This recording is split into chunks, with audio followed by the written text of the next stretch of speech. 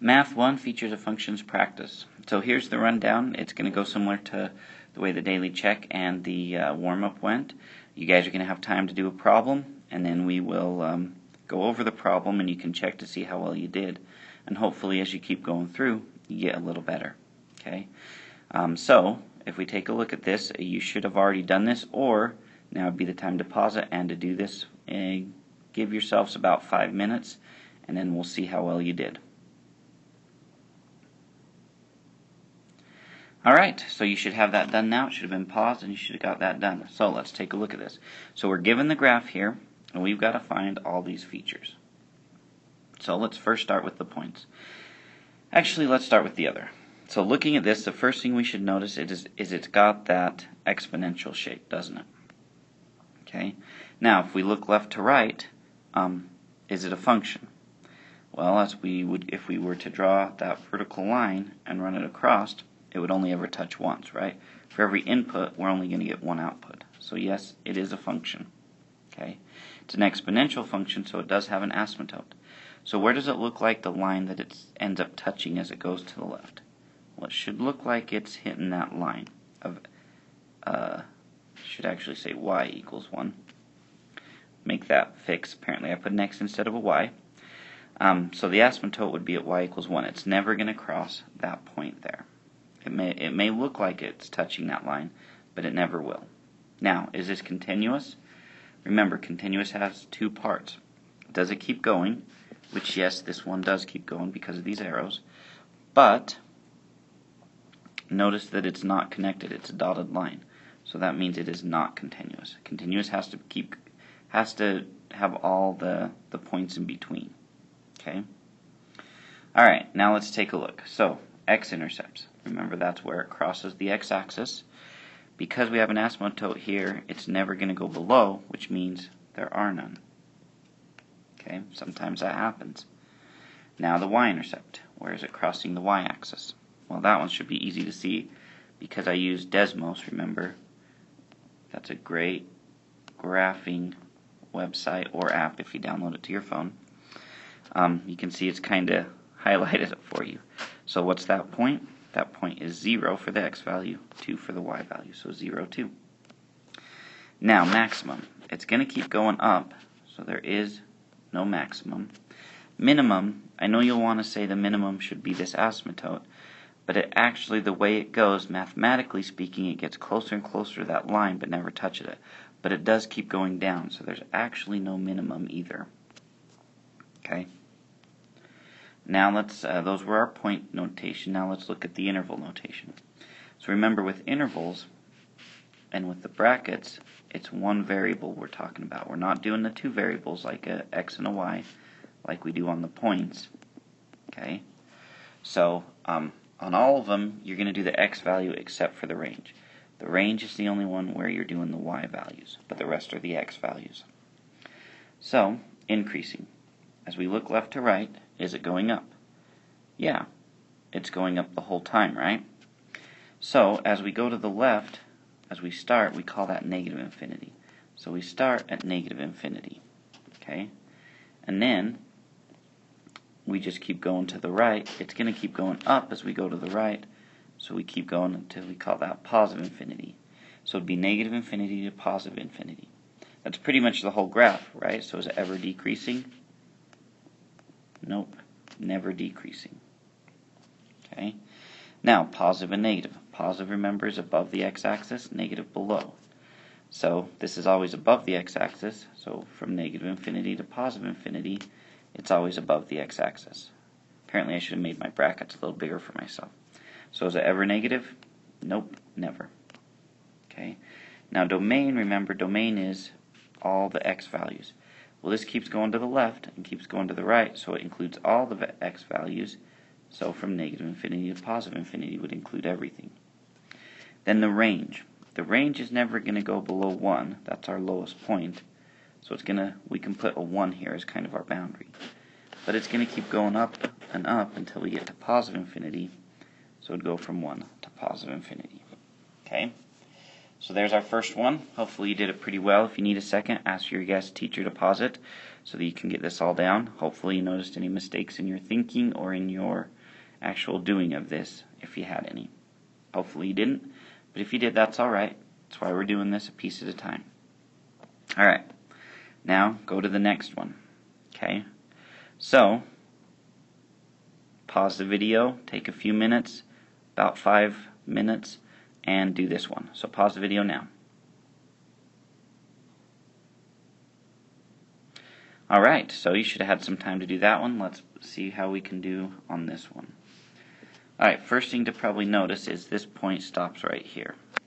Okay, it might be hard to tell on your graph, but it does. Okay, so let's start again with the others.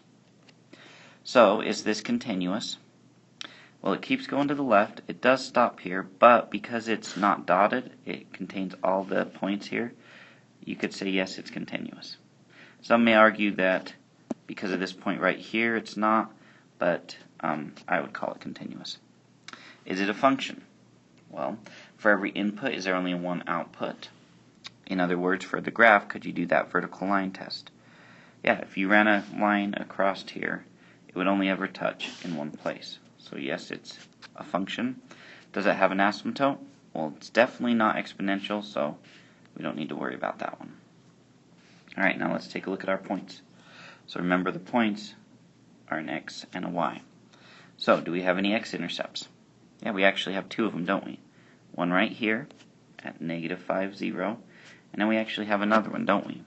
At about, let's say, 4.75 and 0. A function can have more than one x-intercept. Okay, now, y-intercept, do we have one of those? We do, right here at 0, 5. Now, do we have a maximum, a highest point? We do right up here, right? And that would be at negative 2, 6, the highest point. Do we have a minimum? Okay, looking at that one, it keeps going down, so technically no, though you could argue that there's a relative, a local minimum right here. So if you put 6, negative 5, I would accept that. You'd probably want to put a relative minimum, but you should probably put none, because it does keep going down. Alright?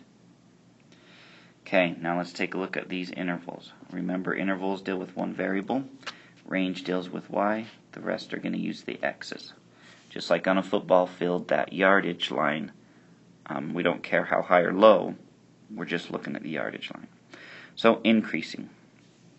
Well, if we go left to right, if we started clear out here at negative infinity and went right, because of that arrow, it would always be increasing until it gets to this point. So from negative infinity, it increases until it gets to the x of negative 2. So negative infinity to negative 2. Now decreasing starts here, and then it starts decreasing until we get to here. So it starts at negative 2 and decreases till we get to 6. So we'd write negative 2 to 6. Okay. Now, is it positive? Let's clear this a bit. I guess where is it positive? Remember, positive is above the x-axis, so up here. So from this point, our x-intercept to our other x-intercept, it is positive, right? But we're just doing the x values, so from negative 5 to 4.75. It's going to be positive, which means it's negative everywhere else. So from negative infinity till we get to negative 5, it's negative. Okay. Now, when you have more than one area like this, but it's separated, because we go to 4.75 till we get to 6, right? So what you do is after you end your bracket, you do a little U, which means there's more, and then it would be 4.75 to 6. So sometimes your intervals, especially with increasing and decreasing, you'll run into that issue, okay? Alright.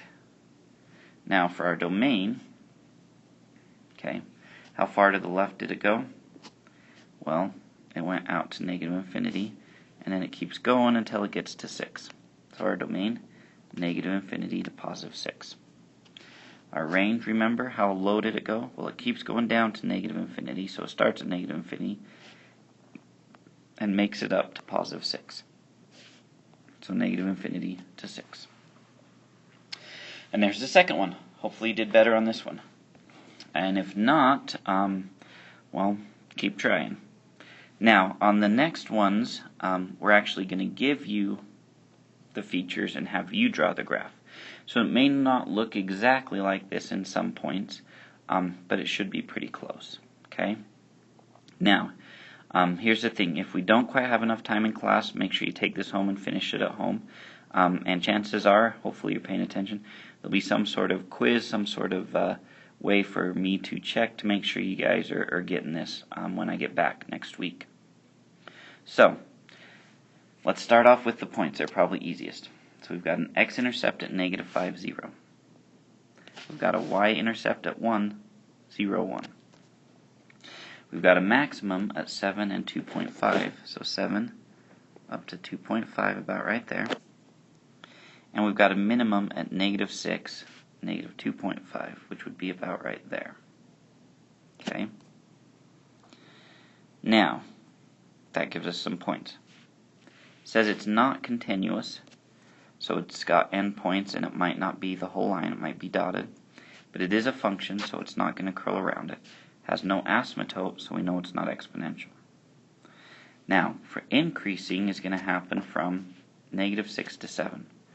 So from negative 6 to 7, it's going to be going up. Okay? Then it's decreasing from 7 to 9. So apparently we needed to add to our graph a 9. So from here to here, it's going to be going down. Okay?